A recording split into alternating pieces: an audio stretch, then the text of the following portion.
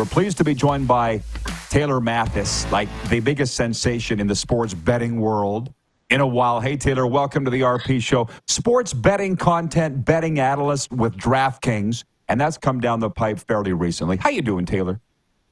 Yes, I'm doing great. Thanks so much for having me on this beautiful Monday. It is a beautiful Monday, except for Cowboys fans like you and me. And I do want to get into your story in a second, but I do want to talk about you are kind of making a living saying things we're all thinking.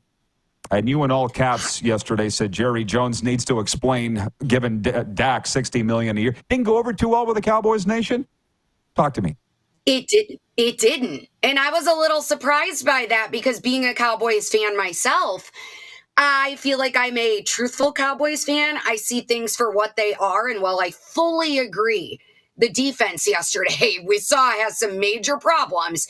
Dak Prescott still didn't help our case in trying to get a win yesterday against the Saints. But Cowboys fans like to be delusional, and they like to try to tell you that you've always got the wrong take. So I was surprised that my own Cowboys fans were coming for me yesterday on Twitter. You've noticed you can't criticize Dak with a lot of Cowboys fans. You just can't criticize him because, to be honest, I don't see this guy that they're giving $60 million to. I just don't see it. I've never seen it. I agree. I'm like, Dak Prescott, if you look at him as a whole, but if you look at the quarterback market as a whole, I understand why they're paying them what they're paying him at this point because of the quarterback market surrounding him, how late Jerry Jones waited to pay him, which is very true in Cowboys fashion that he had to be dramatic with the entire thing of paying the quarterback. I know that there isn't a lot of other options out there to pick a guy under center at this point who's going to be able to get the job done possibly better than Dak. But I think if we're looking for a Super Bowl, which is what I believe all Cowboys fans would like to see, I'm not sure if I believe that Dak Prescott is the guy to get the job done for us. I've been saying it for a few years. So enough about that. People didn't tune in to see two more Cowboys fans crying about the same thing. Yeah. They did tune in to see you. And I'm just more than it. I'm interested to hear your story. The last few months, if I said they've been a whirlwind, would I be accurate in the world of Taylor Mathis? That would be accurate. My last few months have been a complete whirlwind. I've had a couple of really cool, like, pinch me moments that I guess I didn't expect to happen in my career or things I've been dreaming for a really long time. The last few months have been absolutely crazy, and I'm super grateful and thankful for the way that it's gone. Well, let's talk about that. You exploded onto the scene with your walking bets. Next thing you know, your followers skyrocket. Next thing you know, you got a DraftKings deal. You're traveling all over. So what are some of these things? Tell me what I've missed. Yes. Well, most people I feel like don't know. I feel like some people think I just like all of a sudden appeared. I've heard people even like will call me like or have been writing on my stuff that I'm an industry plant within sports betting. And I'm like, no. I've been to the University of Iowa. I got my degree in sports journalism. I started the local television route right when I got out of school. I was a local sports reporter and television anchor in Kearney, Nebraska, which was a trip to say the least. Working in local television is definitely a grind. So that was how I got my start. I moved over into the digital space covering the NFL in Dallas for about a year and a half. And then I was a sideline reporter out here for the Suns for 2 seasons, which was a dream job in itself. Very cool. I got laid off during COVID and moved into betting during that time. And my career has taken off so much more within the betting space. I've had the opportunity to work for Superbook in Westgate, which is one of the largest physical sports books that exist in Vegas. I was with Sports Grid prior to being with DraftKings now, working as an on-air betting analyst and host. Now, with all of my content taking off, I've gotten in with this new partnership with DraftKings that I'm very excited about.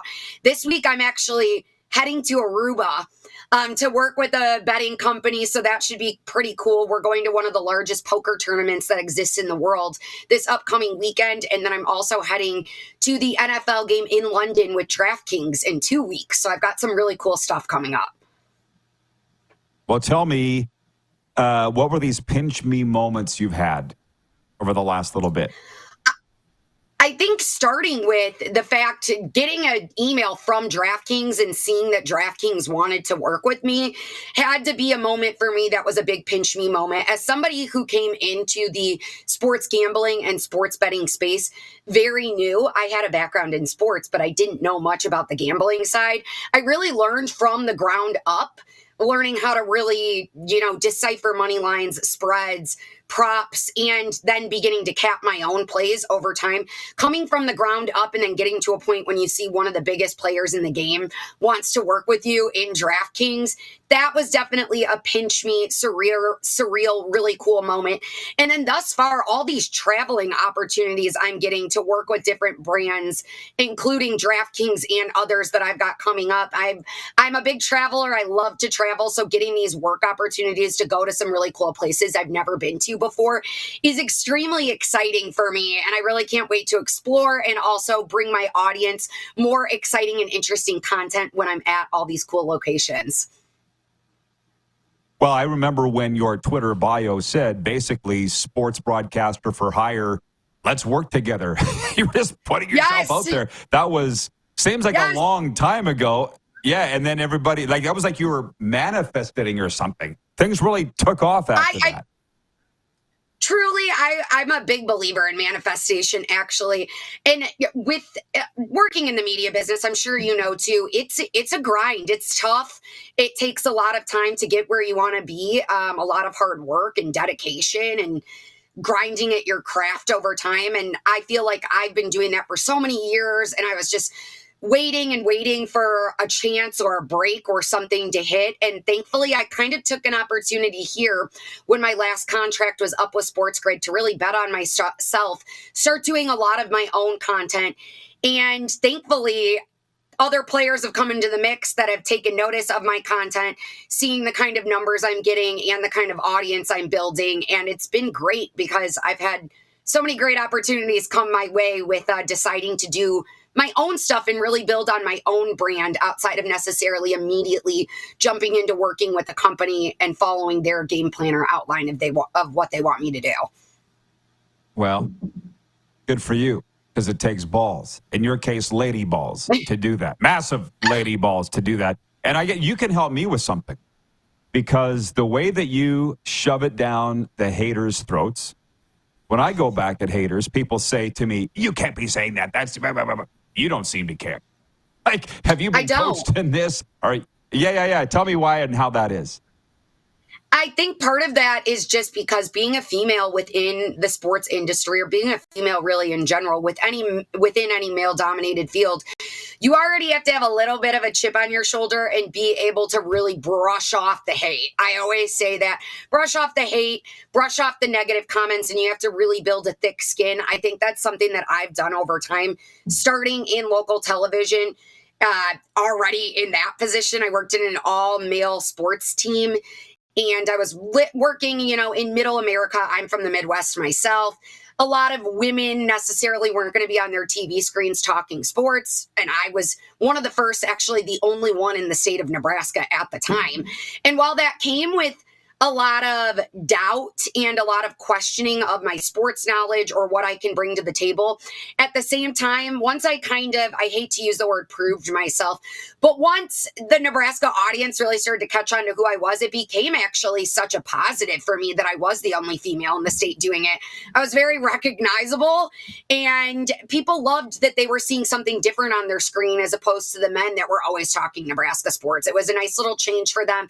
It worked out well in my favor, and I feel like over time, I've really been able to build my own personality for my audience. And I really try to be vulnerable and allow people to see who I truly am, the good and the bad. So when I get some of these troll messages, sometimes I laugh to myself and I'm like, we might as well troll the troll right now. I like to say my little Mathis Mafia too really has my back online. The audience, the people will really have my back there on social media when some people are coming at me. But at the grand scheme of things, the way I see it is good talk, bad talk, hate or love.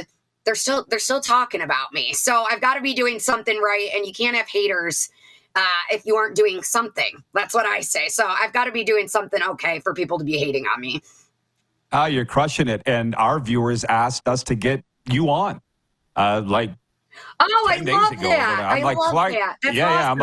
I'm like, Clark, let's get on it. And he was shocked, to be honest, that you wrote him back. He's like, yeah, Taylor's coming on next Yes. week. I'm like, oh, well, that's fantastic. Yeah. So it's Of good, man. course. I love it.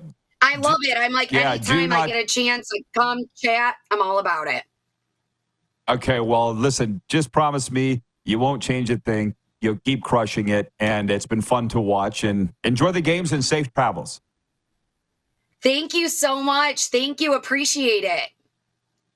Taylor Mathis of DraftKings.